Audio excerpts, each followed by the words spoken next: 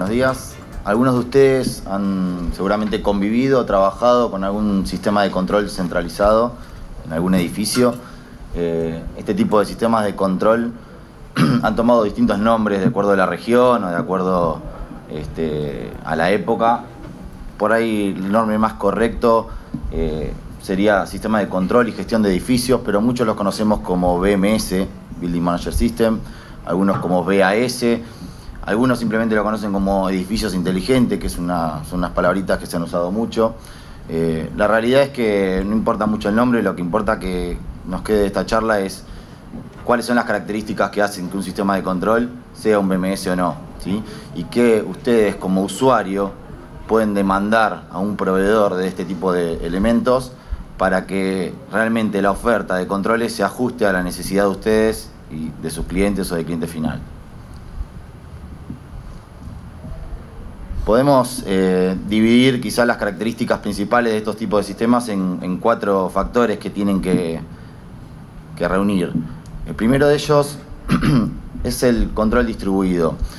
Nos gusta hacer hincapié en esto porque hay otro tipo de controladores. Muchos habrán escuchado de la sigla PLC, que es un controlador lógico programable que se ve en muchos rubros, en controles de proceso, se ve en controles que son exclusivamente para temperatura, pero que es un poco lo que diferencia este tipo de sistemas de cualquier tipo de controlador lógico programable. Bueno, una de las características que el controlador tiene que ser un control distribuido. ¿Qué significa esto? Que la lógica de programación no tiene que estar radicada en un solo elemento. Este tipo de sistemas no pueden depender de un bus de comunicación, no pueden depender del usuario y no pueden depender de una PC, ¿sí? Es decir, la lógica tiene que estar distribuida de cierta forma, de manera de que si yo tengo un evento, algún problema, se me corta el bus de comunicación porque alguna obra que me cortó algún cable, se dañó alguna computadora, se dañó un controlador, hubo una falla en un tablero eléctrico, el sistema tiene que seguir trabajando. ¿Cómo se logra esto? Bueno, teniendo controladores que, lejos de ser módulos de entradas y salidas, son directamente controladores que tienen lógica alojada dentro de sí mismos y que pueden controlar las variables que están manejando. Supongamos un laboratorio, que es un caso crítico. Un laboratorio tiene áreas de producción y hay ciertos elementos, ciertos equipos que están manejando variables como temperatura, humedad, presión, caudales, y yo no puedo estar dependiendo de una PC para mantener las condiciones de esa área de producción. Entonces, si a mí me falla la PC, se me corta el bus de comunicación, ese equipo tiene que tener la lógica alojada para seguir manteniendo las variables que venía manteniendo con los ajustes que venía teniendo. A lo sumo, yo como usuario lo que pierdo es la posibilidad de monitorear eso en ese momento, ¿sí? Pero esto tiene que seguir trabajando. Esto es una característica propia de un sistema BMS. Hoy en día los sistemas de BMS dejaron de ser... Esto nació hace ya 20 o 25 años como sistema de control exclusivamente termomecánico. Generalmente cuando uno tenía un sistema termomecánico complejo, pasaba de tener termostatos a algo así como termostatos programables con comunicación, y ahí aparecieron este tipo de controladores para manejar sistemas termomecánicos complejos. Hoy en día estos controladores han evolucionado en tecnología y la realidad es que han avanzado sobre otros sistemas, por ejemplo sistemas sanitarios, sistemas de detección de incendio, medición de variables eléctricas. Como todos sabrán, sobre todo acá en nuestro país en este momento hay como una actualización de tarifas, y eso está generando que muchas empresas empiecen a poner el foco en la medición y en el control de las variables eléctricas, en el consumo de agua, de gas. Entonces el BMS, lejos de ser un control exclusivamente termomecánico, ha avanzado sobre otros rubros. Por último, se ha metido en el rubro de la seguridad, porque como dijimos antes, es un sistema de gerenciamiento del edificio. Entonces es un sistema que termina auditando a los subsistemas que ustedes tienen en el edificio. Entonces la realidad es que tanto las cámaras como los controles de acceso y los sistemas de intrusión han sido incorporados al BMS. ¿Por qué los incorporamos? Primero y principal, para mantener la visualización desde una misma plataforma de todos los sistemas del edificio. Eso nos da la posibilidad de acceder a esas variables en forma local o en forma remota, pero sobre todo para poder vincular esos sistemas. Ustedes piensen que si yo tengo vinculado mi sistema de detección de incendio con mi sistema termomecánico, yo puedo determinar cómo el sistema termomecánico va a responder ante un evento de incendio, cómo a medida de que yo voy subiendo mi consumo eléctrico, puedo actuar sobre las mayores cargas del edificio para no pasarme de la demanda eléctrica que tengo contratada. Puedo decir cómo ante una intrusión de incendio puedo habilitar las luces, activar las cámaras, bloquear puertas. Entonces empiecen a ver que estos sistemas trabajan en forma mancomunada, dejan de ser sistemas aislados y empiezan a trabajar, a convivir entre sí. Estas características son las que realmente le dan a un edificio ese nombre, entre comillas, que se suele decir de edificio inteligente. Y la realidad es que hay que hacer foco en la proyección de este tipo de cosas, porque una vez que el sistema está instalado, yo puedo ajustarme a lo que fue previsto en el pliego, pero ustedes como usuario muchas veces están en la posición de solicitar este tipo de sistemas y tienen que saber que ese es el momento donde uno tiene que prever un edificio inteligente, uno tiene que pensarlo antes, ¿sí? Y después los sistemas se van a adaptar a las necesidades. Ahora vamos a ver en algunos slides cómo llevar esa solicitud al papel. Algo que va a parecer un poco complicado al principio, pero me parece que es lo mejor que se pueden llevar de la charla. Este tipo de sistemas tienen una arquitectura que fundamentalmente es flexible, y con esto de flexible lo que queremos decir es que no hace falta automatizar todo un edificio. Uno puede avanzar con un área, con un rubro, con un piso, puede avanzar con un equipo solo y puede ir creciendo no solo en tamaño, sino también en rubro. Por ejemplo, puedo avanzar con la termomecánica y después generar mediciones eléctricas y después hacer el control de acceso y después agregarle cámaras de video. Todos los sistemas, ¿no? Acá estamos viendo una arquitectura que responde a la marca Honeywell, pero esto aplica a cualquier marca. Cualquier proveedor de controles va a tener una arquitectura muy similar a esta. Las arquitecturas se repiten de esta forma. Si ven a la izquierda, abajo, tenemos unos controladores grises que son los controladores de campo. Estos controladores no son más que un PLC, como lo dije antes, que tiene una cierta cantidad de entradas y una cierta cantidad de salidas, y tiene una lógica alojada. ¿Se acuerdan que antes mencioné que el control tiene que ser distribuido? Bueno, acá es donde hacemos foco en eso. La lógica tiene que estar dentro del equipo, de manera de que el equipo tiene la posibilidad de manejar todas esas salidas en función de lo que pasa a las entradas, de acuerdo a la lógica que tiene programada. Entonces, estos equipos tienen un bus de comunicación que a ustedes les va a dar la posibilidad de visualizar toda la instalación desde un solo punto, de monitorear las alarmas, de generar históricos de todos los valores que se están midiendo. Se pueden generar reportes de todo tipo, pero lo importante es que si se corta ese bus de comunicación por cualquier falla, el controlador sigue trabajando y sigue controlando las variables que tiene adentro, ¿sí? Entonces, ese PLC, que acá es un PLC dedicado para BMS, no es más que un controlador que tiene entradas, salidas y una lógica dentro que permite controlar todo eso. Volviendo a la arquitectura, esos controladores están unidos por un bus de comunicación.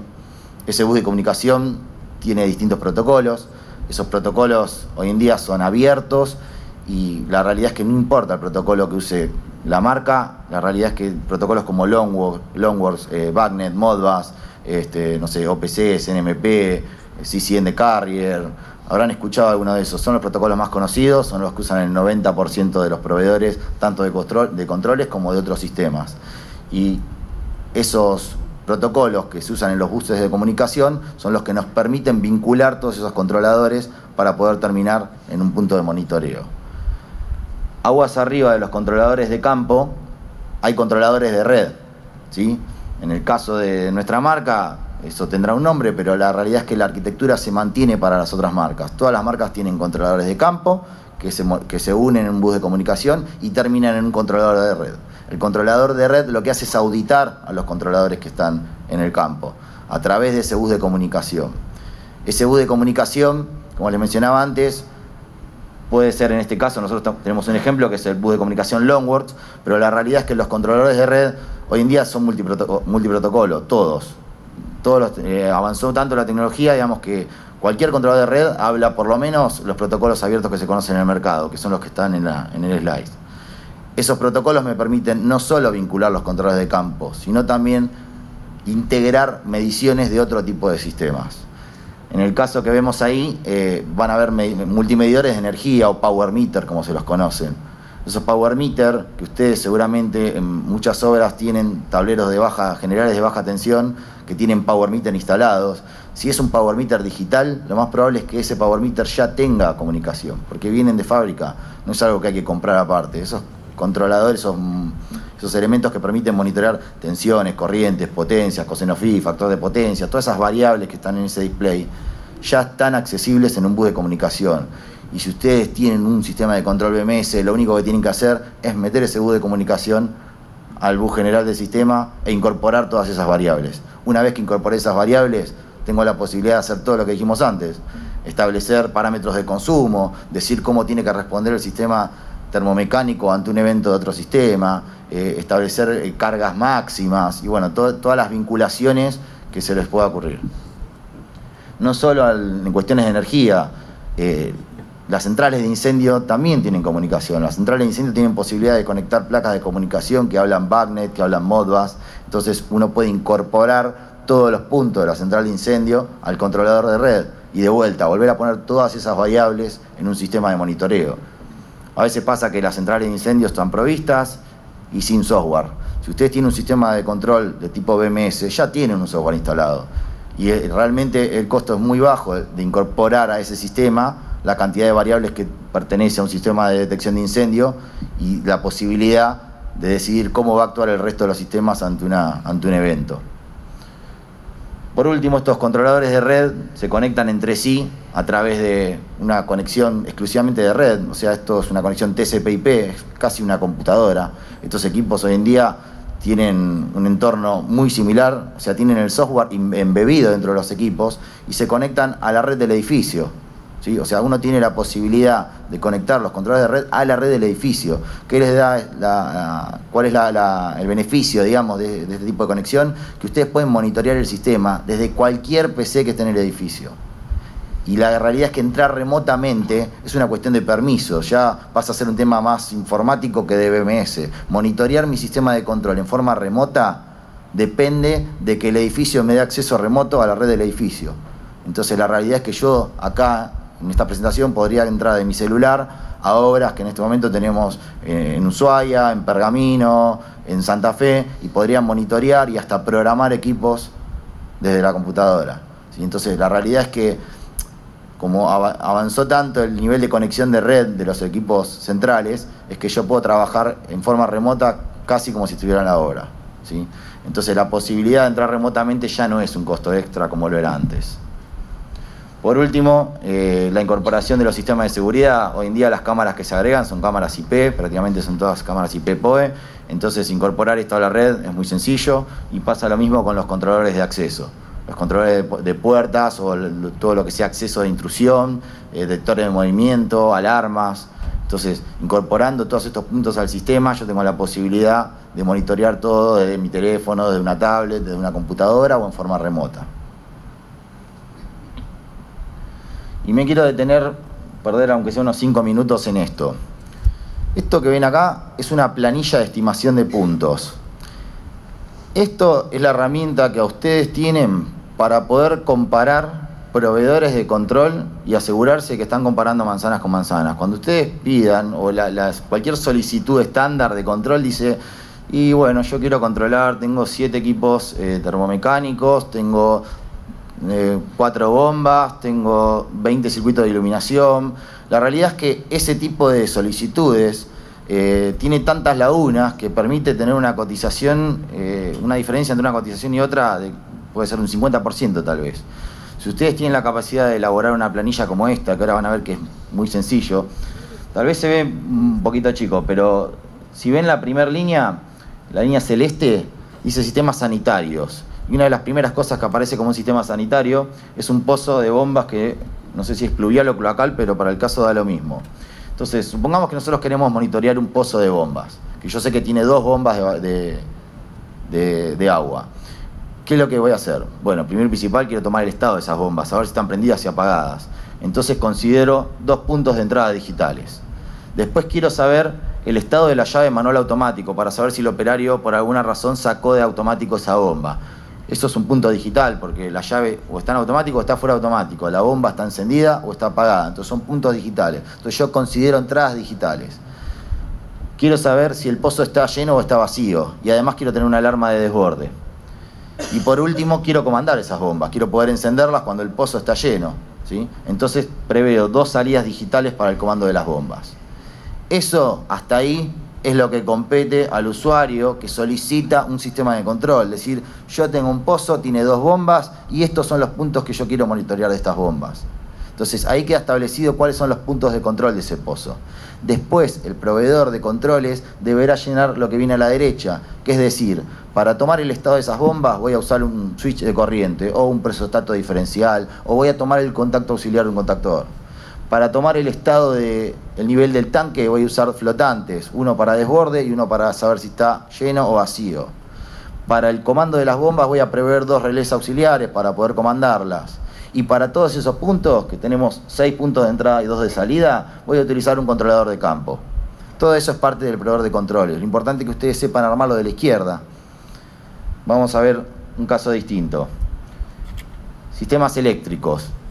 Un tablero general de baja tensión. En un tablero general de baja tensión, si es un tablero importante, yo puedo tomar el estado de los interruptores. Interruptores no solo de baja, interruptores de media tensión, interruptores de baja, sistemas de transferencia automática, la alarma de temperatura de los transformadores. Cada uno de esos puntos son contactos secos que yo puedo monitorear del tablero eléctrico. Entonces, poniendo un controlador que monitoree todo eso, yo me estoy llevando toda esa información a mi sistema de control. Además, lo que mencionábamos antes, tenemos los multimedidores, los power meter que tienen comunicación. Entonces, fíjense que además de llenar puntos físicos, en la columna de la izquierda pongo puntos de integración, porque esos puntos no requieren un controlador. Simplemente lo que tengo que hacer es llevar un cable de bus y tomar toda esa información e incorporarla al sistema. Entonces empiezo a incorporar las variables de los power meter, el grupo electrógeno. Hoy en día cualquier grupo electrógeno nuevo ya viene con comunicación Modbus. Entonces yo puedo monitorear todas las variables del grupo. El sistema de transferencia automática pasa lo mismo, ¿sí? Como tenemos poco tiempo voy a pasar un poco rápido, pero quiero mostrar algunos ejemplos. Los sistemas de detección de incendio. Yo puedo tomar el estado de los ventiladores de presurización de escalera, las bombas de elevación, bombas de incendio que activan los sprinklers. Tengo también todas las variables de integración del sistema de detección de incendio. O sea, lo importante es poder establecer una lista, ¿sí?, de puntos, que es es la herramienta que ustedes van a tener para que cuando salgan a buscar precios de sistemas de control, saber que los distintos oferentes les van a ofrecer exactamente lo mismo, que no es otra cosa que lo que ustedes necesitan, ¿sí? La realidad es que esto debería generarse a partir de un pliego, pero muchos de ustedes sabrán que ese pliego a veces se puede, sobre todo en cuestiones de control, se reduce a un párrafo a veces. Bueno, la cuestión es que esto termina con una serie de totales y subtotales que a mí me permite saber cuántos puntos físicos voy a tener, cuántos puntos de integración voy a tener, y el proveedor de BMS le va a decir, bueno, yo voy a hacer una cotización donde va a tener exactamente esas cantidades. 20 controladores de campo, un controlador de red, 20 flotantes, 10 switches de corriente, 30 sensores de temperatura, y ustedes van a ver que efectivamente lo que están cotizando con precios unitarios tiene correlación con lo que ustedes pidieron, ¿sí? Entonces, esta es la herramienta que ustedes como clientes tienen que poder desarrollar para que puedan comparar manzanas con manzanas. Esta planilla, si quieren, después me la pueden pedir, yo se la facilito, lo único que tienen que hacer es, nada, modificarla, ¿no? Es algo muy elemental. Entonces, bueno, cerrando un poco la idea, lo que va a hacer el proveedor de controles, en este caso, nosotros, por ejemplo, vamos a establecer una arquitectura para poder levantar todos esos puntos físicos que ustedes nos pidieron y que puedan monitorear toda esa instalación desde un software, ¿sí?, en forma local, en forma remota, desde un celular. Entonces, ¿en qué termina todo esto para el cliente? En pantallas dinámicas. Las pantallas dinámicas, básicamente, son pantallas que tienen que estar diseñadas para cada hora en particular. O sea, hoy en día ya no hay pantallas que vienen preenlatadas. Si bien una unidad de tratamiento de aire no se diferencia mucho de otra, es importante que cuando uno vea el gráfico sea representativo de lo que hay, de lo que ustedes tienen instalado, porque eso le va a resolver a la gente de mantenimiento en tiempo de interpretación. Vamos a un ejemplo. Una unidad de tratamiento de aire típica. Esto puede ser un rooftop, pero en este caso es una unidad por agua, ¿no? Agua fría, agua caliente. Es una unidad que tiene una entrada de medición de temperatura de retorno de aire, tiene una entrada de aire exterior, tiene un filtro con un presostato diferencial para saber si el filtro está sucio o limpio, y tiene un switch de corriente para saber si el ventilador está funcionando. Además vemos los porcentajes de apertura de las válvulas, y abajo tenemos un ajuste de temperatura o set point y un comando de encendido. O sea, fíjense como en una pantalla muy simple, ustedes tienen el comando, una pantalla técnica de un equipo de aire acondicionado. ¿Qué operatoria pueden hacer sobre esto? Y cambiar el set point, prender, apagar el equipo. Lo importante es que si hay una falla, yo con esta pantalla puedo identificar a dónde está el problema. Supongamos que me llaman de un lugar, la solicitud va a ser, tengo calor o tengo frío. Ustedes vienen acá, entran y ve que efectivamente el ventilador no encendió y por eso las válvulas no abrieron. O el ventilador encendió y la válvula parece abierta, pero la temperatura de descarga no bajó. Entonces hay un problema con la válvula. Entonces de esta manera, ustedes con un vistazo rápido de la pantalla técnica del equipo pueden interpretar el problema. Esta secuencia de imágenes es simplemente para mostrarles que la pantalla que estamos viendo es una pantalla que se diseña para cada equipo. O sea, si acá aparece la serpentina de frío antes de la de calor es porque en el equipo está así. Y eso no es un capricho, es simplemente para facilitarle al operario de mantenimiento lo que está viendo en la pantalla. Acá tenemos equipos con extractores. Y este es un ejemplo que me gusta poner porque es un bioterio que ejemplifica, o sea, se ve muy bien ahí que el exceso de variables a veces suele ser engorroso. Fíjense, si uno se pone detenidamente a ver las variables, realmente todas tienen un uso. Y quizá que la persona que ve esto le sirve, porque por ahí tiene un solo equipo. Pero si yo tuviera una cantidad de variables grande en mi sistema, tener pantallas como esta resulta engorroso. Es difícil de interpretar, lleva tiempo, y la realidad es que esto tiene que ser simple. Entonces, a veces tener demasiados puntos es, por un lado, hacer un trabajo difícil y sobre todo costoso, porque cada uno de esos puntos tiene un costo. Para no seguir con esto, quiero mostrarles otro tipo de pantallas. La planta de generación de agua fría también es un tema muy importante. Yo tengo la posibilidad de, a través de puntos físicos, medir el estado de las bombas, el estado de las máquinas, la temperatura de entrada y salida de un chiller, pero además los chillers también cuentan con la posibilidad de integración. Seguramente si alguno tiene contacto con máquinas enfriadoras ha visto que hoy en día muchos ya están vendiéndolos con placas de comunicación incorporadas. Entonces yo tengo la posibilidad de conectarme al chiller a través de un bus de comunicación y absorber todos los parámetros del chiller. Entonces también tengo la información propia de control del chiller en mi sistema de control. O sea, si hay un usuario capacitado, yo tengo la oportunidad o sea, básicamente lo que me entrega esto es una respuesta más rápida. Generalmente esta información hay que verla a pie del chiller. En un edificio que tiene varios chillers y que es una planta grande, reduce bastante los costos de mantenimiento. Bueno, por último, me voy a ir cerrando un poco porque estamos mal de tiempo. Lo que quiero mostrarles es que este tipo de sistemas tienen un esquema de pantallas que lo que me permite es hacer un movimiento dinámico. Supongamos un ejemplo como el Hospital Austral de Pilar, que es un hospital que tiene mucha cantidad de equipos de unidad de tratamiento de aire. Entonces lo que diseñó esta gente fue un sistema de pisos y de áreas. Entonces cuando a uno lo llaman, suponemos de la enfermería del subsuelo, directamente accede al plano de planta, donde puede ver las temperaturas de cada uno de los sectores, accede a la pantalla técnica del equipo, e inmediatamente puede tomar acción sobre la solicitud de mantenimiento. Última pantalla que vemos es una pantalla de monitoreo de energía. Quería que vean en qué se traduce toda esa información que nosotros levantamos de un tablero de baja tensión. Yo puedo dibujar el unifilar y ver el estado real de los interruptores de baja y de media tensión. Además también puedo incorporar las mediciones de los multimedidores de los grupos, UPS, la celda de media tensión de CEPAM, las variables del grupo electrógeno. Bueno, todas las variables, digamos, que yo voy a incorporar al sistema, las voy a terminar viendo en estas pantallas.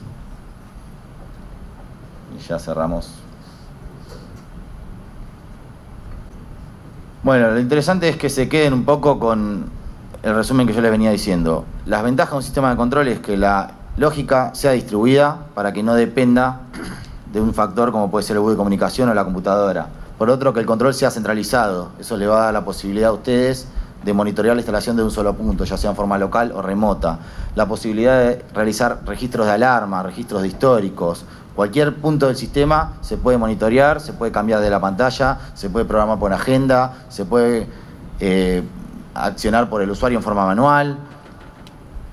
Y por último, el tema de los costos de mantenimiento. Un edificio como este, por ejemplo, con la universidad, es muy distinto mantenerlo con un sistema de control que está trabajando sobre todas las variables termomecánicas, de iluminación, sistemas sanitarios, mediciones eléctricas, a hacerlo en forma manual, con termostatos, con interruptores, con llaves térmicas.